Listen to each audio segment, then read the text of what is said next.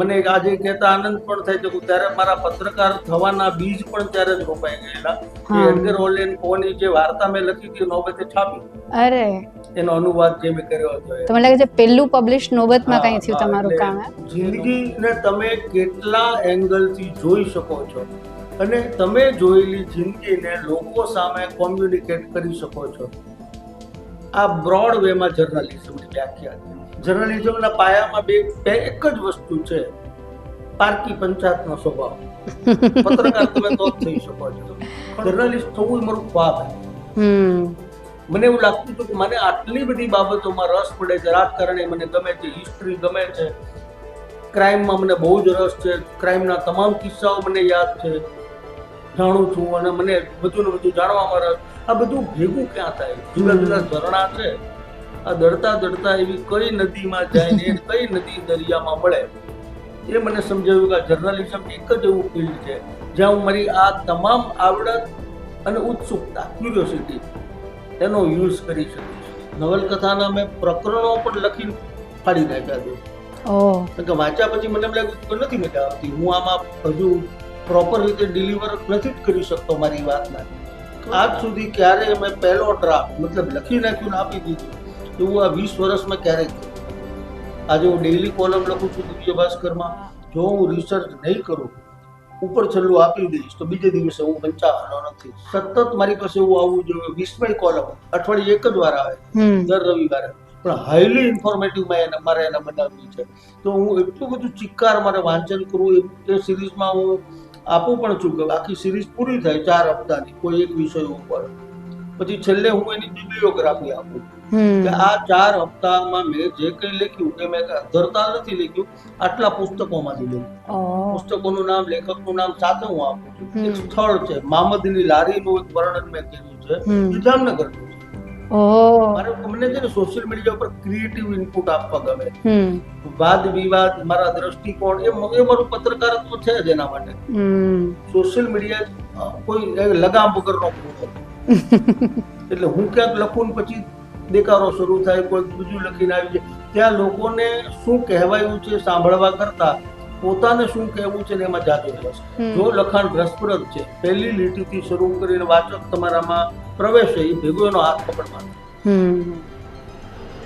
અને એ હાથ લેખનના છેલ્લી લીટી સુધી છોડવાનો નથી. એ એક ઓટીટીની અંદર એટલી બધી માત્રામાં કન્ટેન્ટ જનરેટ થયેલું છે. કપિલ શર્માનો શો છે ને, કોણ બનેગા કરોડપતિ છે ને, બિગ બોસ છે, અને એ સિવાય અઢળક વેબ સિરીઝ છે. આ બધામાંથી એનું બાવડું પકડીને મારે એના વાત કરવાનો છે. It's really tough. એટલે જર્નલિઝમમાં મને આ સૌથી વધુ શીખવા મળ્યું છે કે રોજ અપડેટ રહો, રોજ ચેલેન્જ ફેસ કરો. એટલે આ બિગેસ્ટ ચેલેન્જ, આનાથી મોટી ચેલેન્જ જ કોઈ નથી કે રોજ તમારે નવું બનવાનું, રોજ પુરવાર થવાનું. કાલે મેં એક મસ્ત આર્ટિકલ કર્યો, હેડિંગ બહુ સરસ કર્યું, એ કાલની વાત છે, આજે ફરીથી કરો. જો નહીં કરો તો તે દિવસે તમે નહીં ચાલો, અને એક દિવસ, 2 દિવસ, ત્રીજા દિવસે તમે ફેંકાઈ જશો.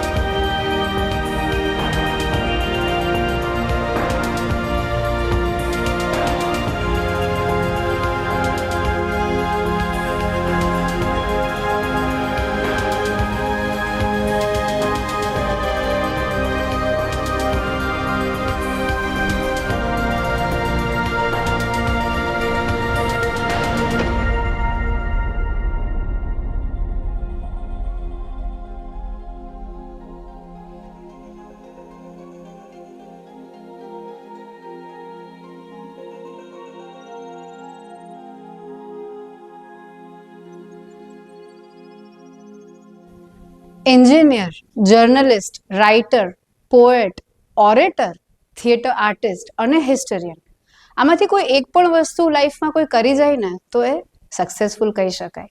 પણ આજે જે આપણી સાથે ગેસ્ટ છે એમને આ બધી જ વસ્તુ અચીવ કરેલી છે, અને તેમ છતાં એમને કહેવું ગમે છે કે મને એક રીડર તરીકે, એક વાચક તરીકે જીવવું ગમશે. ધ નોબત શોમાં એવા આજે આપણા ગેસ્ટ દૈવત ત્રિવેદી. નમસ્તે. યસ, કેટલા વર્ષે આવ્યા તમે જામનગર? છેલ્લે 2017 વિધાનસભાની ચૂંટણી હતી ત્યારે કવરેજ માટે જામનગર આવ્યો હતો, પછી સીધા 2024 આવ્યો. આટલા વર્ષે? એટલે લાંબો સમય થઈ ગયો. કેવું લાગે છે? જામનગરની વાત કરું તો બહુ બદલાયેલું લાગ્યું, બહુ જ. જામનગરમાં મારે ગૂગલ મેપની હેલ્પ લેવી પડે એવી પરિસ્થિતિ થઈ ગઈ છે હવે, અને છતાંય ન મળે. અને અંગત રીતે જામનગર તો મને આમ ધુઆ ગેટ આવે ને ત્યાંથી ધબકાર આવે. પેલું સાસરે ગયેલી સ્ત્રી પિયર આવતી હોય ને જે ધબકાર આવે છે ને સેમ ફિલિંગ મને ધુઆ ગેટથી શરૂ થઈ જાય છે. એટલે જામનગર આવું હંમેશા ગમ્યું છે, કારણ કે આ એક માણસને એક વતન પ્રત્યે પ્રેમ હોય, બીજું કર્મભૂમિ જ્યાં પોતે કાયમ કામ કરે છે. વચ્ચેના ફેઝમાં મારું વતન રાજુલા, કર્મભૂમિ અમદાવાદ. આ ઈશ્વરે નિર્મયો છે કે ગમે તેમ વચ્ચે એક પરબની જેમ જામનગર મારી જિંદગીમાં આવ્યું, કે જ્યાં મને પોરો ખાવાની, થંભવાની, ઊભા રહેવાની ગજબ શીતળતા મળી હતી ને એ જામનગર કાયમ મને કોઈ દિવસ નહીં ભૂલાય. વાવ. તો કોઈ પ્રસંગ તમારો મતલબ ક્યારે ક્યારે આવ્યા, કેટલા વર્ષ રહ્યા, કેવું રહ્યું તમારું? જામનગર હું 89 માં ભણવા માટે આવ્યો અહીંયા પોલિટેકનિકમાં એડમિશન મેં લીધેલું, અને ત્યારે ડીકેવી કોલેજ છે, ડીકેવી કોલેજમાં જે ચાલતી હતી, મારું રહેવાનું હતું ત્યાં જેસંગ સુંદરજી જૈન છાત્રાલય છે. અત્યારે ત્યાં પણ રીડેવલપમેન્ટ થઈ ગયું છે, બિલ્ડિંગ નવા બની ગયા છે, પણ એ અંબર ટોકીજ વાળા રોડ ઉપર ઝવેર ચેમ્બર્સની એક્ઝેક્ટ સામે. બહુ નમૂનેદાર સંસ્થા કહેવાય. સરદાર ચંદુલાલ શાહ બોલીવુડના સરદાર કહેવાતા, હિન્દી ફિલ્મોના પાયોનિયર પૈકીના એક પ્રોડ્યુસર, એ મૂળ જામનગરના. સરદાર ચંદુલાલ શાહે પોતાના પિતાની સ્મૃતિમાં, એમના પિતા એટલે જયસંગભાઈ, કે જેસંગ સુંદરજી જૈન છાત્રાલય ત્યાં બનાવેલું. બહુ સરસ સંસ્થા હતી, પણ અમે રહેતો હતો ત્યારે પણ એટલી જૂની થઈ ચૂકી હતી. ત્યાં રહેતો હતો, એ ખાસો સમય ત્યાં રહ્યો. પછી હું રામેશ્વરનગર વિસ્તારમાં રહ્યો. પણ એ સમયનું જામનગર આજના જામનગરને તો ઓળખી શકાય નહીં એવું બદલાઈ ગયું છે બધું. હજુ ત્યાં અમારે જવાનું બાકી છે, કેટલું ચેન્જ ત્યાં આવ્યો હોય.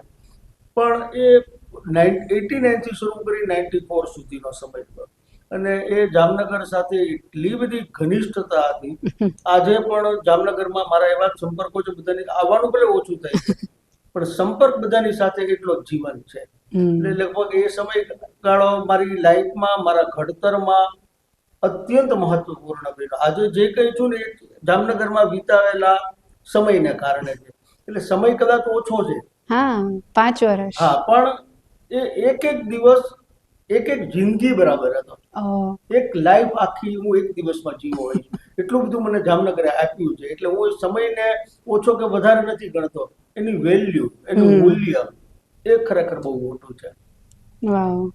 કોઈ પ્રસંગ કોઈ સાથે પહેલા કોને મળ્યા? એટલે ઘણા બધા અહીંયા બહુ બધા મિત્રો છે. એ બધા મિત્રોએ એવા સમયે, હું તો શું હતો, સ્ટુડન્ટ, બારગામથી જામનગર ભણવા આવેલો એક વિદ્યાર્થી. જામનગર ઓલરેડી ત્યારે મેડિકલ કોલેજ હતી, આયુર્વેદ કોલેજ હતી, પોલિટેકનિક કોલેજ હતી, અને એ સિવાય સાયન્સ કોલેજ, કોમર્સમાં આસપાસના વિસ્તારમાંથી આવે. આ આયુર્વેદ, મેડિકલ અને પોલિટેકનિક, એમાં ગુજરાતભરમાંથી વિદ્યાર્થીઓ આવે. એટલે ઘણા બધા સ્ટુડન્ટ આવતા હોય એવો એક સ્ટુડન્ટ. મારી પોતાની કોઈ આઈડેન્ટિટી નહીં. બારગામથી આવો છો એટલે ગામ સાથે તમારું કોઈ બેકગ્રાઉન્ડ નહીં, અહીંયા કોઈ સગાવાલાય નહીં. તો એવી પરિસ્થિતિમાં શરૂઆતમાં તો જે કોલેજના મિત્રો હોય એ, પણ ઇન્ટર કોલેજ એક્ટિવિટીઝમાં મેં થોડીક ઇન્ટરેસ્ટ લેવાનું શરૂ કર્યું, અને એમાં જે કેટલાક મિત્રો મળ્યા, જે લાઈફ ટાઈમ જે દોસ્તી ચાલી, એ દોસ્તીમાંથી ઘણા એકમાંથી બીજા એમ જામનગરે બહુ આપ્યું. સૌથી પહેલી મારે જેનો ઉલ્લેખ કરવો પડે, વિરલ રાજ. જામનગરમાં એના વિશે કોઈ ઓળખાણ આપવાની જરૂરત કરવાની જરૂર રહેતી નથી. વિરલ રાજ મારો મિત્ર, એ કોલેજમાં એમપીમાં ભણે, અને અમારી વચ્ચે દોસ્તી થિયેટર એક્ટિવિટીને કારણે શરૂ થઈ. દુષ્યંત જાબિયા જરા નાટકો કરતા, સંજય કોન્ટ્રાક્ટર એક બહુ સારા પ્રોડ્યુસર હતા. એ બધાની સાથે અમે નાટકોમાં, હું, વિરલ, અમારો બીજો એક મિત્ર જીતુ શર્મા, જેના ઉલ્લેખ વગર મારે જામનગરની વાત ના થાય, એટલો બધો ઘનિષ્ઠ મિત્ર. એ જીતુ શર્મા, વિરલ અને અમે બધા એક જ ગ્રુપ, બધાને રસ એક. મૂળ શું આવડે છે થિયેટર, નથી આવડતું એવી કંઈ ખબર નહોતી, ત્યારે નહોતી, આજે નથી, પણ કંઈક કરવાની ધગશ હતી. એ જ એવી હતી કે કંઈક કરવું છે, કંઈક ક્રિએટિવ કરવું છે, કંઈક થોડા તોફાનો કરવા છે. એમ અમારી આખી આ ટોળ હતી. પછી જે હોય ને એમાં અમે હોઈએ, જે કંઈક કામ થતું હોય ત્યાં અમે પહોંચી જઈએ. થિયેટર પીપલની શરૂઆત પણ એમાંથી જ થઈ, જે આજે જામનગરની બહુ જ ગૌરવરૂપ સંસ્થા છે. એ થિયેટર પીપલની શરૂઆત આવી તો રમતમાં જ અમે બધા ચલો આપણે નાટક કરીએ, આપણે પોતે જ પ્રોડ્યુસ કરીએ. એમ થિયેટર પીપલનો સંપર્ક થયો. વિરલ પછી વિરલના માધ્યમથી જે ઘણા બધા ભાઈબંધો મળ્યા એમાંનો એક રોનક માધવાણી, એને મારે ખાસ યાદ કરવો પડે, આજે એ યાદ નથી, પણ રોનકની સાથેનો સંપર્ક ધીરે ધીરે રોનક આમ એક્ટિવિટીમાં ભાગ ના લે પણ હોય બધે, હાજરી બધે જ એની, અને અમારો બેકબોન રહે, જ્યાં અમારું અટકે ને ત્યાં રોનક ઉભો થાય. તો એમાં રોનકે જોયું કે આ તું લખે જ બહુ સરસ, તારી લેંગ્વેજ બહુ સરસ છે, તું વાત કરે છે તો સાંભળવાની મજા આવે છે, મતલબ એવો શબ્દ નથી ખબર સ્ટોરી ટેલિંગ, એ બી ખબર એને નહોતી, મને નહોતી, પણ એને કીધું કે આવું બધું મજા આવે, તું લખે જ સરસ, એમ કરીને મને નોબતની ઓફિસે લઈ ગયો. ત્યાં સુધી યુ વોન્ટ બિલીવ મને ખબર જ નહોતી કે રોનક માધવાણી એટલે નોબત ફેમિલીમાંથી છે, મને ખબર જ નહીં. ત્યારે મને કીધું કે આ નોબત છાપું મૂકો, અને હું પાછો છાપાનો એવો વાચક કે ચાવી ચાવીને વાંચી જાઉં, તમામ છાપાઓ. નોબત પણ હું એટલી તસલ્લીથી વાંચતો, એટલે મને એમ થયું કે નોબતમાં શું કામ તું મને લઈ આવ્યો છે, અહીંયા કઈ કામ છે કે આ મારું છાપવું છે, અમારા ફેમિલીનું છે. મને બહુ આશ્ચર્ય થયું, હા તું નોબત, કારણ કે નોબતની અમારા માટે એક આભા હતી. પછી ત્યાં ગયા, ત્યાં એમણે મને એના કાકા, મને કે મારા કાકા છે એમ કરીને ઓળખાણ કરાવી, અને કીધું કે આ મારો મિત્ર છે, અહીંયા ભણે છે, લખે છે બહુ સરસ. નોબત રોનકે મને કીધેલું હતું કે તું મેં એક વાર્તા લખેલી, અનુવાદ કર્યો હતો, એડગર એલન પોની વાર્તા હતી, એનો અનુવાદ મેં થોડાક પાના લખેલા. રોનકે કીધું કાકાને બતાવો પાના, એટલે મેં બતાવ્યા, એમણે વાંચ્યા. પછી એમણે સ્ટાફમાં કોઈકને આપ્યા, જેનું નામ હું ભૂલી ગયો છું અત્યારે, કદાચ જાની કેવી કોઈ પસંદ હતી, મને આઈ એમ નોટ શ્યોર, પણ બહુ લેંગ્વેજ એમની બહુ સરસ હતી, અને એમને વાંચવા આપ્યા. એટલે મારી હાજરીમાં જ એમણે ફટફટ પાના વાંચે કીધું આ તે લખી છે? મેં કીધું હા, આ લખ્યું છે મેં, વાર્તા મારી નથી, મેં તો અનુવાદ કર્યો છે, પણ લખ્યું છે મેં. એટલે એમણે ફરીથી શેખરભાઈની સામે જોયું, રોનકની સામે જોયું, અને પછી એમ કાગળ ઉપર મૂકીને શેખરભાઈને ખાલી આટલું કર્યું. શેખરભાઈએ જોયું, મને કહે કે આ ખરેખર તે જ લખી છે ને? એટલે હું જવાબ આપું, પેલા રોનકે જ કીધું કે બહુ સરસ લખે છે ને, આમ તેમ એવી બધી વાતો કરી. શેખરભાઈ જોઈએ દરમિયાન એક ટ્રેમાં સમોસા આવ્યા. આ બહુ રસપ્રદ વાત છે.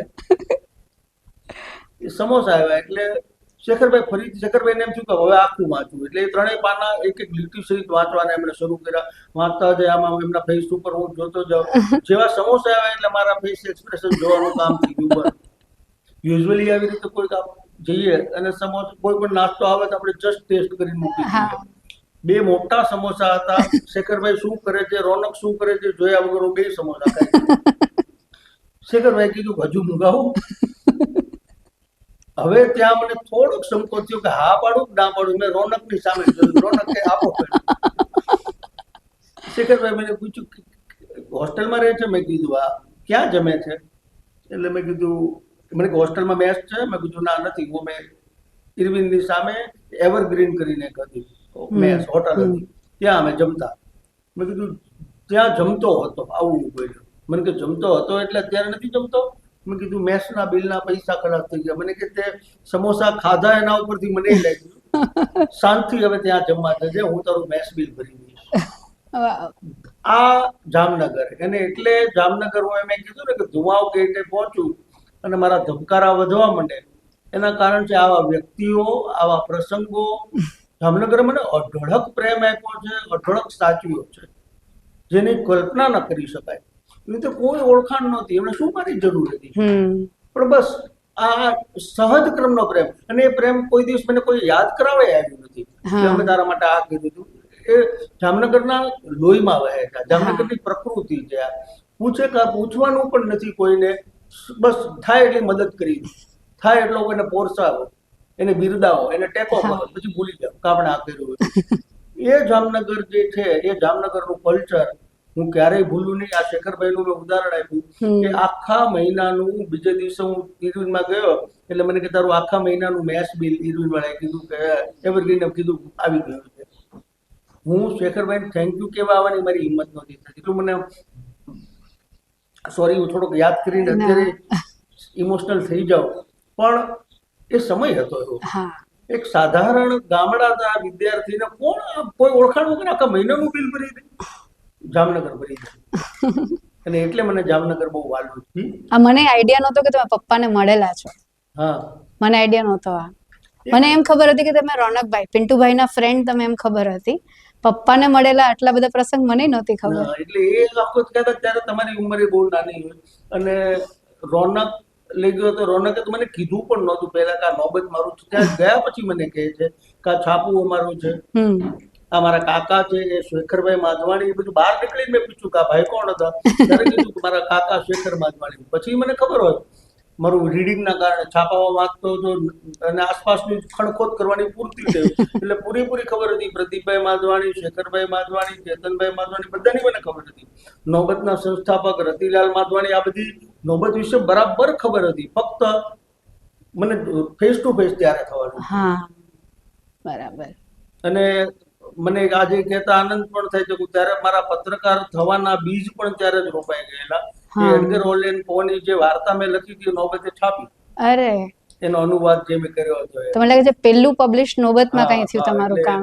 એ નોબતનો એમાં બહુ મોટો રોલ છે કે શેખરભાઈ મને કીધું તું કામ કરવા માટે નોબતમાં. કઈ ઉંમરે? જો કદાચ ત્યારે હું 18-19 વર્ષનો હોઈશ અને જો કદાચ હું કામ કરતો થયો હોત તો આજે હું છું એના કરતા કંઈક જુદો હોત. આ તો ઈફ એન્ડ બટ્સની વાત છે. પણ એક એવી તક હતી કે જામનગર હું રહી શક્યો. જામનગર રહેવું મારો બહુ લોભ હતો.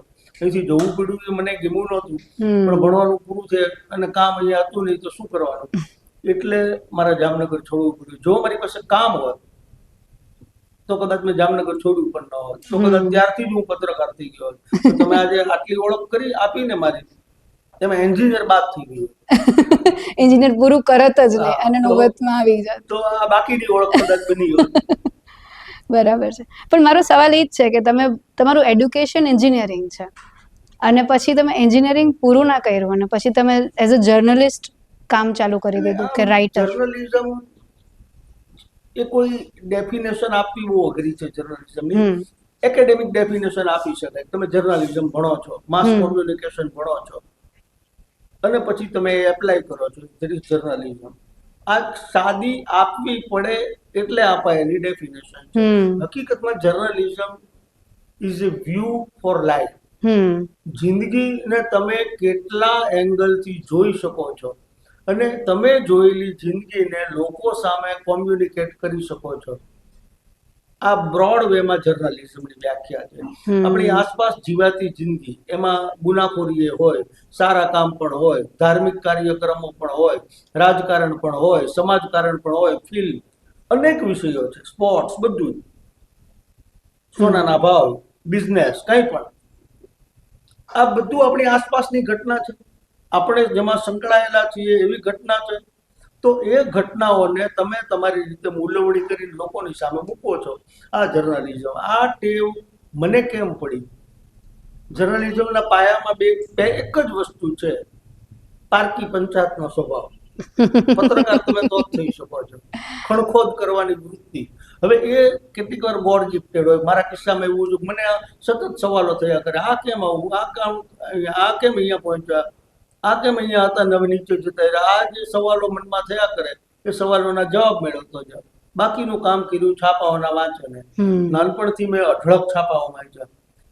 લાઇબ્રેરી આજે ઈ પેપર ને બધું અવેલેબલ છે કે મોબાઈલ ઉપર અવેલેબલ. ત્યારે એવું નહોતું, હાર્ડ કોપી જોઈતી હતી. સપોઝ મારું ગામ રાજુલા, અમરેલી જિલ્લાનું, ત્યાં નોબત વિશે કોઈને ખબર જ નહોતી. એમ ત્યાંનું એક લોકલ છાપું હોય જિલ્લાનું, તેને અહીંયા ના આવતું. પણ જે જિલ્લાના જે છાપા હોય એ હું અવશ્ય વાંચું અને ચાવીને વાંચું. હું અહીંયા ભણતો હતો ત્યારે 3 સાંજે દૈનિક હતા જામનગરના પોતાના, તો 3 છાપા વાંચું. ચાની કેટલી ઉપર એક જગ્યાએ નોબત આવતું હોય તો ત્યાં જઈને નોબત વાંચવાનું, બીજું છાપવું પણ વાંચો. આ વાંચને મારામાં સમાચારો પ્રત્યેનો એક લગાવ ઉભો કર્યો. ન્યૂઝ આપણામાં એક બહુ મોટી ગેરસમજ છે કે સાહિત્યમાં રસ હોય ને પત્રકાર થાય. નો, નોટ એટ ઓલ. લિટરેચર સદંતર જુદી વિદ્યા છે, જર્નલિઝમ એક જુદી આર્ટ છે. જર્નલિઝમ માટે પેશન હોવી જોઈએ. જર્નલિઝમની નોકરી ના થાય, ક્યારેય ના થાય. એટલે હું પણ આજે કોઈ બધાના ઇન્ટરવ્યુ લેતો હોઉં, મારી ટીમ માટે સિલેક્શન કરતો હોઉં, ત્યારે હું પહેલો સવાલ કરું છું, જર્નલિઝમ આવવું છે શા માટે? ફેમ છે એટલે આવવું છે તો રહેવા દેજો, કારણ કે ફેમ કેટલી સોસરવી નીકળે છે અમને ખબર. એટલે ફેમ ભૂલી. જર્નલિઝમ માટે પેશન હોવી જરૂરી છે. આના માટે પ્રેમ જ હોવો જોઈએ. હમ તો જ તમે પત્રકાર થઈ શકો. સાહિત્યને આની સાથે જોડવાની જરૂર નથી, હમ ક્યાંય કામ લાગવાનું નથી. સમાચાર એ સમાચાર જ છે, એ સાહિત્ય નથી. હમ એટલે સમાચારો સાથેનો લગાવ એમ ઊભો થાય એટલે હું જર્નલિસ્ટ થવું એ મારું ખ્વાબ હતું. હમ મને એવું લાગતું હતું કે મને આટલી બધી બાબતોમાં રસ પડે છે. રાજકારણી મને ગમે છે, હિસ્ટ્રી ગમે છે, ક્રાઇમમાં મને બહુ જ રસ છે, ક્રાઇમના તમામ કિસ્સાઓ મને યાદ છે, જાણું છું, અને મને વધુ ને વધુ જાણવામાં રસ. આ બધું ભેગું ક્યાં થાય? જુદા જુદા ઝરણા છે, આ દળતા દળતા એવી કઈ નદીમાં જાય ને કઈ નદી દરિયામાં મળે. એ મને સમજાયું કે જર્નલિઝમ એક જ એવું ફિલ્ડ છે જ્યાં હું મારી આ તમામ આવડત અને ઉત્સુકતા, ક્યુરિયોસિટી, એનો યુઝ કરી શકીશ. Than I quit everything and join full time journalism 2004 2004 થી વિથ દિવ્ય ભાસ્કર. હા મેં મારી જર્નલિઝમની કરિયરની શરૂઆત થઈ મેઇન સ્ટ્રીમ મીડિયામાં. એ બસ આ 21 વર્ષથી જારી છે. હા, તો જર્નલિઝમનું એડ્યુકેશન નહોતું, પણ તમારી ટ્રેનિંગ બહુ સારી રહી. અને તમારા આર્ટિકલ્સ હું વાંચતી હોઉં છું, તમારા આર્ટિકલ્સ છે ને બહુ રિસર્ચ બેઝ લાગે, બહુ મહેનત કરેલી. જે તમે શબ્દ યુઝ કરો છો ને કે ખણખોદ કરવાની આદત, તો આ ખણખોદ કરવાની આદત છે. તમે આટલું સારું બધું વાંચો છો ને આટલું સારું લખો છો, આ ક્યાંથી આવી? કેમ કે તો તમારા કોઈ મેન્ટર હતા કે કાંઈ એવો પ્રસંગ હતો? એનો આમ જુઓ તો જવાબ એક જ શબ્દમાં આપી શકાય: રીડિંગ, વાંચન. જો વાંચન કરીએ છીએ તો ખબર પડે કે આપણને એવું આમાં શું ગમ્યું, એની સમજ પડે. એક વાચક તરીકે આ આખો એક લેખ મેં વાંચ્યો, મને છેક સુધી હું જકડાયેલો રહ્યો, મને એમાં નવી માહિતી મળી અને નવું વિઝન પણ. એવી આપણને ખબર બધા વાચકો નથી હોતી. મને પડે કે ભાઈ વાંચતા આ વસ્તુ મને વાંચવી ગમી. તો હવે જ્યારે હું લેખક તરીકે, પત્રકાર તરીકે હું કંઈક લખતો હોઉં, ત્યારે હું વાચક તરીકેની મારી અભિરુચિને ધ્યાનમાં રાખું. એક મુદ્દો સમજવો છે તો એ કઈ ક્રોનોલોજીમાં હશે તો મને મજા આવશે, સરળતાથી સમજાઈ જશે. એમાં એવી કઈ કઈ વિગતો હશે કે મને એમ થશે કે હા, તો મને ખબર જ નહોતી, મજા આવી. આપણને હંમેશા એવું જ ગમે છે કે કંઈક નવું મળ્યું. તો એવી કઈ વિગતો હશે કે જે વાચક તરીકે મને સંતોષ આપશે? એવી કઈ વાત એમાં હું કહીશ કે જેથી કરીને એક વાચક તરીકે મને એમ લાગશે કે આ વિઝનથી, આ એંગલથી તો મેં આ વાતને જોઈ જ નહોતી, નવો મને વિચારનો દ્રષ્ટિકોણ મળ્યો. આ હું લખતી વખતે માત્ર અને માત્ર વાચકને નજરમાં રાખું છું. એ પણ કોઈ ત્રીજો વાચક નહીં, મારી જાતને. વાચક તરીકે મને એમ લાગવું જોઈએ કે આ લખાયા પછી હું વાંચું અને મને એમ લાગે કે હવે મજા આવી. જ્યાં સુધી મને મજા ન આવે ત્યાં સુધી એ લેખ પૂરો નથી થતો. અને એવું અસંખ્ય વખત બન્યું છે. માત્ર લેખ, છાપાના લેખ માટે, કોલમ માટે જ નહીં, નવલકથાના મેં પ્રકરણો પણ લખી ફાડી નાખ્યા છે. કે વાંચ્યા પછી મને એમ લાગ્યું કે નથી મજા આવતી, હું આમાં હજુ પ્રોપર રીતે ડિલિવર નથી જ કરી શકતો મારી વાતના, તો નકામું છે. તો બ્રેક લો, બ્રેક લઈને ફરીથી લખું. જ્યાં સુધી મને અંગત રીતે સંતોષ ન થાય ત્યાં સુધી હું લખતો રહું. આજ સુધી ક્યારેય મેં પહેલો ડ્રાફ્ટ, મતલબ લખી નાખ્યું ને આપી દીધું, એવું આ 20 વર્ષમાં ક્યારેય કર્યું નથી. આજે હું ડેઈલી કોલમ લખું છું દિવ્ય ભાસ્કરમાં, તો શું એ કામ આમ જોવો તો અડધી કલાકનું જ છે. લખવાની પ્રક્રિયા 600 શબ્દો લખવા હોય તો અડધી કલાક બહુ થઈ ગઈ. ટાઈપિંગ સ્પીડ સારી જો આટલા વર્ષથી કરીએ. પણ એની જે વૈચારિક પ્રક્રિયા છે, એ લેખ તમારા મનમાં બને, આખો એનું માળખું તૈયાર થાય, એ પ્રક્રિયા સૌથી વધુ મહત્વની છે. એટલે હું કોઈ કેમ કે આટલું લખવામાં ક્યાં વાર લાગે? બહુ વાર લાગે. કારણ કે લખવામાં વાર નથી, વાર વિચારવામાં છે. અને એનો પ્રાણ, એનો જીવ, સોલ એ પણ વિચારમાં છે. પછી જ લખવાની પ્રક્રિયા છે. લખવાની પ્રક્રિયા તો મિકેનિકલ વર્ક છે, યાંત્રિક છે. એનો જીવ એમાં તમે પૂરો છો. આપણે મૂર્તિની પ્રાણ પ્રતિષ્ઠા કહીએ ત્યાં સુધી મૂર્તિ છે, પથ્થરની મૂર્તિ છે. એમાં પ્રાણ પ્રતિષ્ઠા થાય ત્યારે આપણે એને હાથ જોડીએ છીએ, માથું ઝુકાવીએ છીએ. એમ લેખમાં પ્રાણ પૂરાય ત્યારે લેખ વાચકને ગમે. એટલે એના માટે રિસર્ચ કરવું ફરજિયાત છે. બીજું, અત્યારના જર્નલિસ્ટ થી માંડીને દરેક ફિલ્ડમાં, હું તો દરેક ફિલ્ડને કહું છું, બહુ મોટી ચેલેન્જનો આપણે સામનો કરીએ છીએ, અને એ છે આર્ટિફિશિયલ ઇન્ટેલિજન્સ. કોઈ એક વિષય ઉપર તમે ગ્રોકને કે ગૂગલમાં જેમિનીને કે મેટાને કે ચેટ જીપીટીને જઈને પૂછો છો, ધડ તમારી પાસે દુનિયાભરની માહિતી આપી દે છે. તો તમારે મને શું કરવા વાંચવું પડે? એ બહુ ફેક લાગે છે. માહિતી તો તમને મળે જ છે, પણ એ કોરી માહિતી છે. એટલે બે ટાઈપના આર્ટિકલ હોઈ શકે ને, જેટલું હું સમજુ છું. તમે વધારે કહી શકો અને એડ કરી શકો આમાં, કે એક હોય કે ખાલી ઇન્ફોર્મેશન જોઈ છે કે જામનગરમાં સારી આ વસ્તુઓ ક્યાં મળશે, કે ટોપ 5 આ ક્યાં છે, એમ કે અમદાવાદ કે ગુજરાત. અને એક એવું હોય કે મારો પોઈન્ટ ઓફ વ્યૂ. તો જે મારો પોઈન્ટ ઓફ વ્યૂ છે, જે તમે કહો છો જીવ ભરું છું, એ તમે તમારો એક પોઈન્ટ ઓફ વ્યૂ આપો છો ને. એક પ્રસંગ કે ન્યૂઝ કંઈ એક થઈ ગઈ તો મને ક્યાંયથી પણ મળી જશે, પણ મને એક માણસનું શું કામ વાંચવું છે. એટલે મેં ચંદ્રકાંત બક્ષીની લેખોની બુક્સ છે, આખું કલેક્શન, રાઇટિંગનું. તો એ મેં 90s નું પોલિટિક્સ વાંચેલું. એટલે મને પોલિટિક્સ તો ખબર છે 90s માં શું થયા હતા પ્રસંગો, 80s માં શું થયા હતા, બાબરી મસ્જિદ તૂટી કે અલગ અલગ વસ્તુ એવા પ્રસંગો થયેલા. તો ઇન્ફોર્મેશન તો મને વિકિપીડિયામાં મળે છે અને ક્યાંયથી પણ મળે છે. પણ ચંદ્રકાંત બક્ષી ત્યારે શું વિચારતા હતા, એને અલગ અલગ છાપામાં લખેલું છે, અલગ અલગ તારીખથી, તો એ બધું એમાં છે. તો એનો વિચાર શું હતો, સાચો છે ખોટો છે એ વાત અલગ છે, પણ પોઈન્ટ ઓફ વ્યૂ શું છે. તમે એની સાથે સંમત છો નથી એ જુદી વસ્તુ છે, પણ એક દ્રષ્ટિકોણ. હા, દ્રષ્ટિકોણ. કે એઆઈ કે ગૂગલ મારફત જે માહિતી મળે છે ને, કોરા બટેટા છે, એની છાલ પણ ઉતરેલી નથી, બટેટા તમને ધરી દીધા. લેખક એ બટેટામાંથી નક્કી કરે છે કે આના મારે ભજીયા બનાવવા, સૂકી ભાજી બનાવવી, એ લેખક તમને આપે છે, ત્યારે એમાં સ્વાદ ઉમેરાય છે. લોટ પાણી લાકડા આપી દે તમને. દ્રષ્ટિકોણ, માહિતી, અલગ અલગ વિષયોની વાત ભેગી કરીને તમે મૂકો. તમે એઆઈ ને પૂછો તો એ જ સબ્જેક્ટ, તમે જે સવાલ પૂછો છો એને પ્રોમ્પ્ટ કહીએ છીએ ને આપણે, પ્રોમ્પ્ટ શું છે એ મુજબ જવાબ આપે.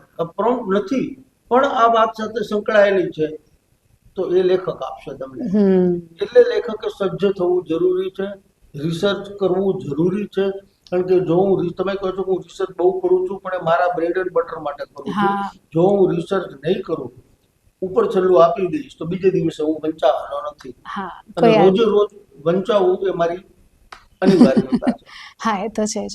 તો પ્રોસેસ અલગ હોતી હશે ને. તમે એક નોવેલ લખો, મેં તમારી લાઇટ હાઉસ વાંચેલી, તમારા આર્ટિકલ્સ વાંચું છું, તમારા પોસ્ટ પણ હોય છે સોશિયલ મીડિયામાં, તો બધી વસ્તુની પ્રોસેસ અલગ હશે ને. તમે એના માટે શું કરતા હો? મેં બહુ એકબીજાથી વિરોધાભાસી હોય એવું કોલમ પણ લખ્યું છે, લખું છું. જેમ કે અત્યારે દિવ્ય ભાસ્કરમાં મારી ડેઈલી કોલમ આવે છે, મેઇન અખબારમાં જ આવે છે, છેલ્લેથી ત્રીજા પાને મોટા ભાગે, બોટમમાં 8 કોલમની હોય. ન્યૂઝ વોચ નામ છે. આજની ઘટના, મોટી આજની જે 4-5 મોટી ઘટનાઓ હોય એમાંથી કોઈ એક પસંદ કરીને હું એની એનાલિસિસ આપું. આ એક કોલમ છે.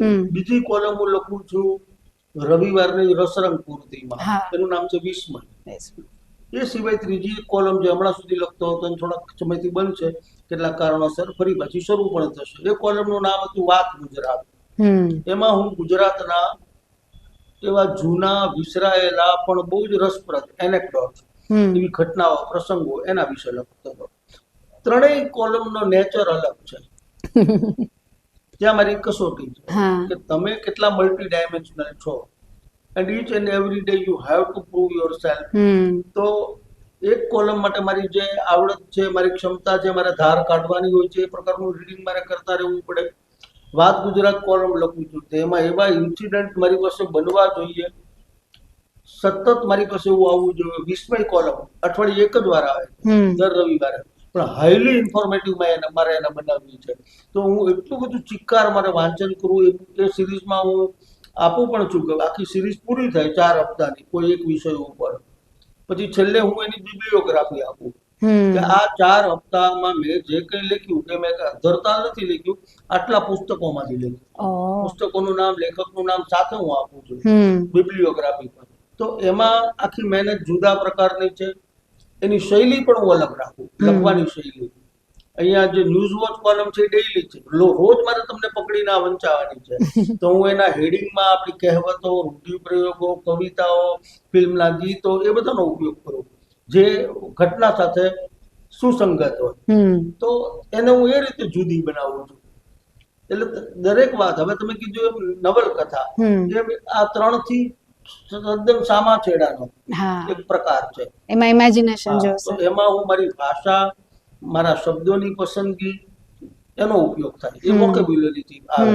વોકેબ્યુલરી શેનાથી આવે? તો એ પાછી વાંચનથી આવે. એટલે છેલ્લા મૂળમાં તો વાંચન જ કારણભૂત છે. તમે જે શરૂઆતમાં કીધું બધી ઓળખ આટલી છે, એક જ ઓળખ છે વાચકની. અને એક સજ્જ ડેડિકેટેડ વાચક તરીકે હું મારી જાતને પ્રેઝન્ટ કરું કે હા હું વાચક છું અને ડેડિકેટેડ છું અને વાંચવું જ મને ગમે છે. કારણ કે વાંચવાના કારણે આ બધું મારામાં આવ્યું કે નવલકથા લખવી છે તો પાત્ર કેવા હશે, પાત્રો રોજબરોજની જિંદગીમાંથી જ મળે છે. કેટલા બધા પાત્રો તમે લાઇટ હાઉસ વાંચી છે, એમાં એક સ્થળ છે મામદની લારીનું એક વર્ણન મેં કર્યું છે, એ જામનગરનું છે. ઇરવિન હોસ્પિટલ ની સામેની ગલીમાં એ માહોલ પણ મેં ત્યાંનો જ લખ્યો છે. તો લખતી વખતે હવે એવું કે હું એડવાન્સમાં નક્કી કરીને નથી બેઠો હતો કે હું આ વર્ણન કરીશ. લખતી વખતે મને ચિત્ર દેખાય કે મારે આવું સ્થળ બનાવવું છે, આવું માહોલ જોઈએ છે, ત્યાં આ આવી ઘટના બને છે. તો બસ અચાનક જ મને એ સ્થળ દેખાઈ ગયું કે આ જ હતું, આવું જ કંઈક હતું, અને પછી હું લખવા માંડું. તો એક જુદા પ્રકારની વિદ્યા છે. એટલે થાય એવું કે બધાની વચ્ચે તમારું માઇન્ડ દોડે છે, એક આ કોલમ બીજી આ એક્ઝોસ્ટ થઈ જવાય. પણ આપણી ક્ષમતા એ રબર જેવી છે, જેટલી ખેંચો ને એટલી ખેંચાય, તૂટતી નથી. એટલે જેટલું મગજને કસીએ એટલું મગજ કામ કરે જ છે. એટલે કદાચ મને એમ થાય છે કે હજુ હું પાંચમો કોઈક પ્રકાર હજુ કરી શકું પેરેલલ, તો કરવો જોઈએ મારે. એટલે હજી નવા પ્રયત્નો કરવા છે, નવા એક્સપિરિયન્સ લેવા છે.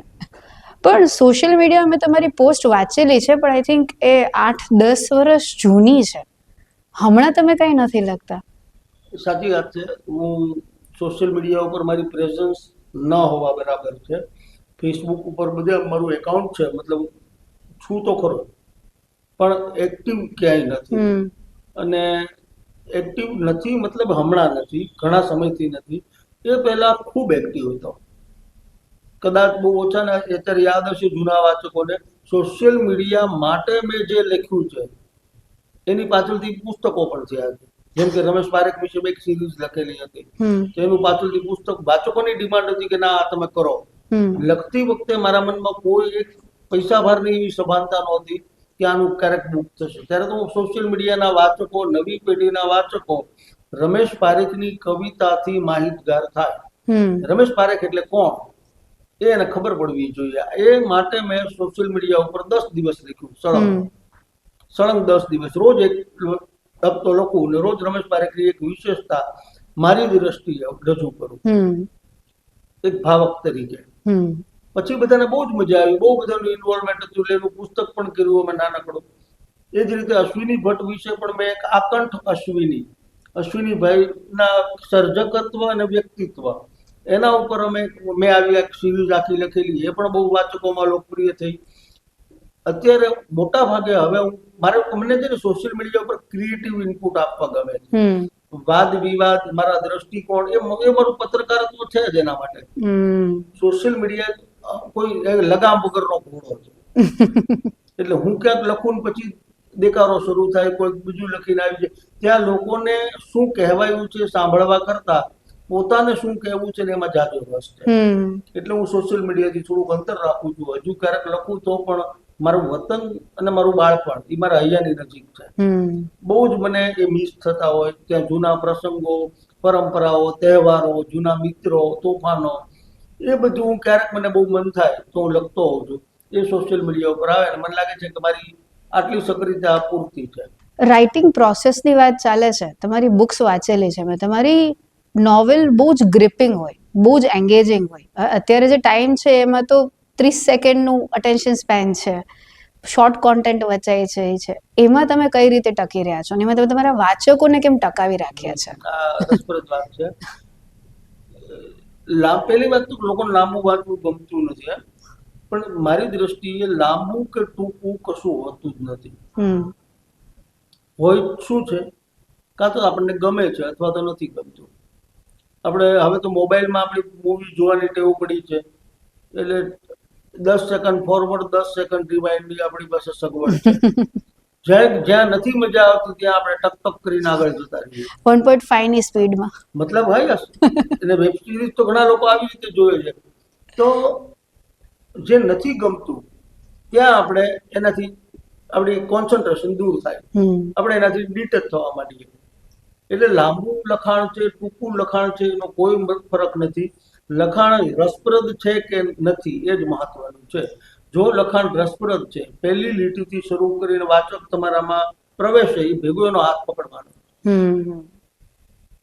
અને એ હાથ લેખનના છેલ્લી લીટી સુધી છોડવાનો નથી. આ બહુ મોટી ચેલેન્જ છે.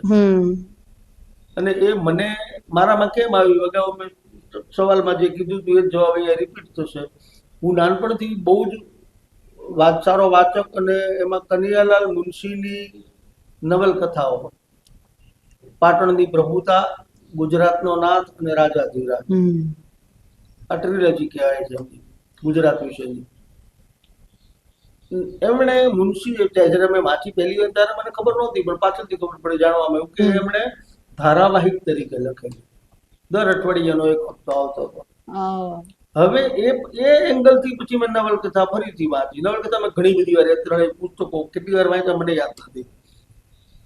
ત્યારે મેં એ એંગલથી વાંચ્યું કે ધારાવાહિક તરીકે દર એક જ હપ્તો મેં આજે વાંચ્યો ને હવે બીજો આગળ નથી મારી પાસે, તો શું? ત્યારે મને બેબાકળો થઈ જતો હતો કે એક જ હપ્તો વાંચ્યો છે, હવે એનું પાનું ફેરવવાનું જ નથી મારે, અઠવાડિયા પછી જ હું વાંચીશ, ધારાવાહિક આવે છે એમ માનીને. ત્યારે મને સમજાયું કે વાચકને પગના અંગૂઠા ઉપર ઊભો કરી દે તલ્લીનતા, ઉત્સુકતા, બેસબરી. એ કોને કહેવાય? એ આને કહેવાય કે આખી નવલકથા તમે સડસડાટ પૂરી કરી નાખો.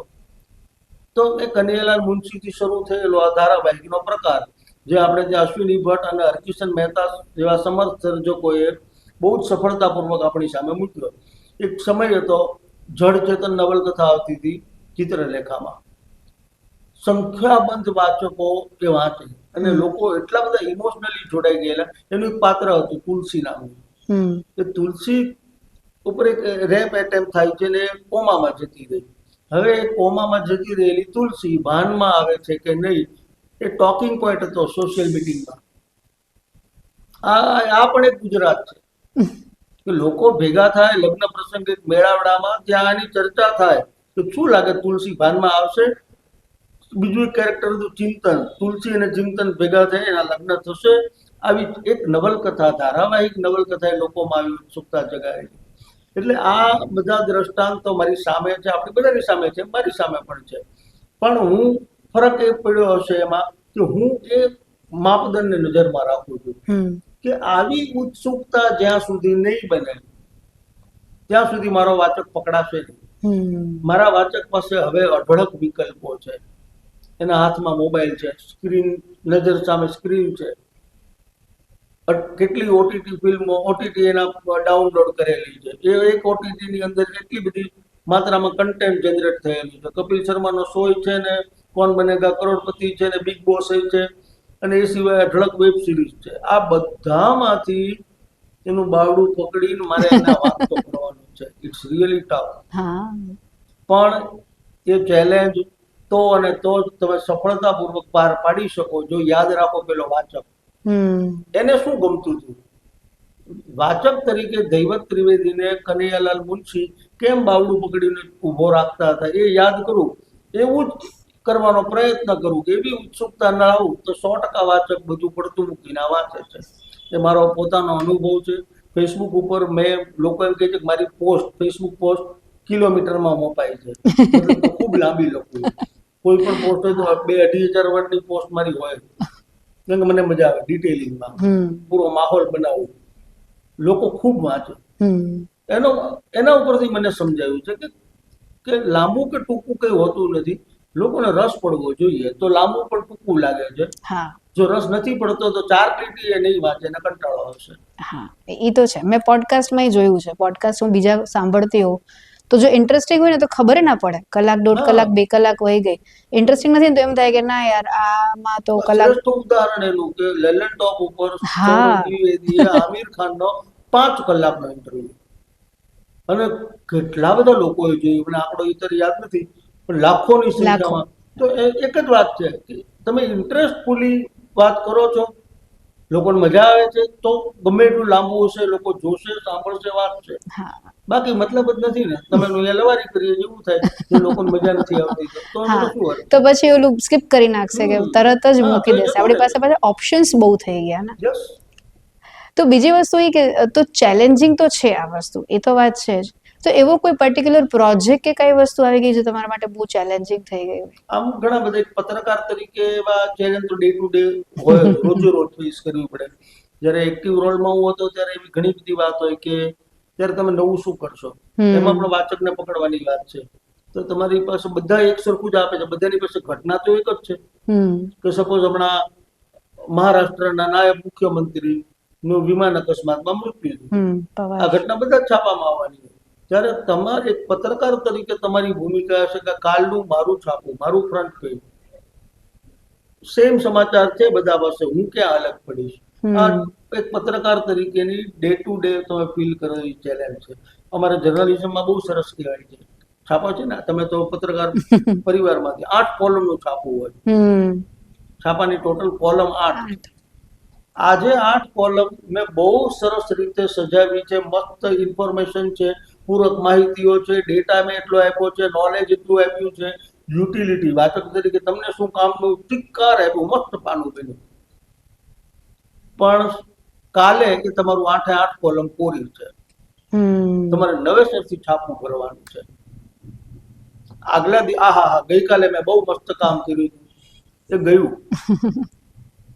બપોર સુધી વાંચ્યું, સાંજે એની ઉપર ચાનો પ્યાલો મુકાતો ગાંઠિયામાં બીજે દિવસે સવારે તમે ગાંઠિયા મગાવશો તો એમાં આવશે. આજે તમારી 8 કોલમ કોરી છે અને તમારે નવેસરથી ભરવાની છે. એટલે જર્નલિઝમમાં મને આ સૌથી વધુ શીખવા મળ્યું છે કે રોજ અપડેટ રહો, રોજ ચેલેન્જ ફેસ કરો. એટલે આ બિગેસ્ટ ચેલેન્જ, આનાથી મોટી ચેલેન્જ જ કોઈ નથી કે રોજ તમારે નવું બનવાનું, રોજ પુરવાર થવાનું. કાલે મેં એક મસ્ત આર્ટિકલ કર્યો, હેડિંગ બહુ સરસ કર્યું, એ કાલની વાત છે, આજે ફરીથી કરો. જો નહીં કરો તો તે દિવસે તમે નહીં ચાલે, અને એક દિવસ, 2 દિવસ, ત્રીજા દિવસે તમે ફેંકાઈ જશો. એટલે આ સૌથી મોટી ચેલેન્જ જ આ છે, સૌથી મોટો પ્રોજેક્ટ જ આ છે, જર્નલિઝમમાં છાપું કાઢવું, છાપામાં રોજ લખવું, એ જ ચેલેન્જ છે સૌથી મોટી. બાકી બધી વસ્તુ માટે તમને ટાઈમ મળે ને પ્રોસેસ કરવા. આમાં તમારે 24 કલાકમાં જ પૂરું થવાનું છે અને બપોર સુધી પૂરું થવાનું છે. હા, ટાઈમ લિમિટ પણ લોકો યાદ રહેવું જોઈએ, શેર થવું જોઈએ તમારું કન્ટેન્ટ. સવારમાં વાંચીને એમ કરે આ તમારે આને મોકલવા જોઈએ, જેના કામનું છે. અથવા કાલે જ એની સાથે આ વાત થતી હતી, આ જોવા આમાં આવું લાગવું જોઈએ, તો લોકો શેર કરશે. યસ. તમારા વાચકોને, અમારા દર્શકો, એ લોકોને બુક્સ રિકમેન્ડ કરો. તો ગુજરાતીમાં છે ને એક વાંચનની એક પદ્ધતિ છે, હું એના એક રીડિંગ સિલેબસ કહું છું કે કોઈ નથી વાંચતું ને એને વાંચતા કરવા હોય. આ મારો બહુ સક્સેસફુલી મેં કરેલો પ્રયોગ છે. મારા પરિવારમાં કર્યો પહેલા, પછી મિત્રોના પરિવારમાં કર્યો, બીજા બધા સંબંધોમાં એવી રીતે બાળકો માટે કર્યો. એ સિલેબસ, મારો અનુભવ એમ છે કે આ સિલેબસને જો તમે વળગી લો અને થોડોક પ્રયત્ન કરો સભાનતાપૂર્વક, તો બાળકો વાંચતા થાય. અને દરેકે આટલું તો, એક ગુજરાતી તરીકે તમારે આટલું તો વાંચવું જ જોઈએ. અને એની પાયાની શરૂઆત થાય છે ઝવેરચંદ મેઘાણીથી. એની સૌરાષ્ટ્રની રસધારના 5 ભાગ ફરજિયાતપણે વાંચો. 16 થી 12 એના 3 ભાગ ફરજિયાતપણે વાંચો. પછી આવે છે કનૈયાલાલ મુનશી, જેમણે આપણા ઇતિહાસ, પરંપરા, ધર્મ એના વિશે ખૂબ લખ્યું છે. નવલકથા, સુંદર મજાની નવલકથાઓ તરીકે વાર્તા સ્વરૂપે આખી વાત કીધી. તમને ભગવાન પરશુરામ વિશે આચકલી જ ખબર છે, એમણે એટલી જ સરસ નવલકથા લખી છે, તમે કહો છો એમ એ જકડી રાખનારી છે, ગ્રીપિંગ છે. સોમનાથ, જે મોહમ્મદ ગઝનીની ચડાઈ, તો એ સોમનાથ વિશે પણ એમની નવલકથા છે, જય સોમનાથ.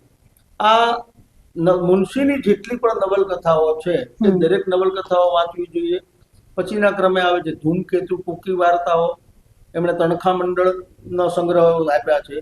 એ ટૂંકી વાર્તા એટલી બધી લાજવાબ છે, આપણી ખરા અર્થની ગુજરાતી જિંદગીનો પડઘો પડે છે ત્યાં, એનું પ્રતિબિંબ છે, રિફ્લેક્શન છે વાર્તાઓમાં.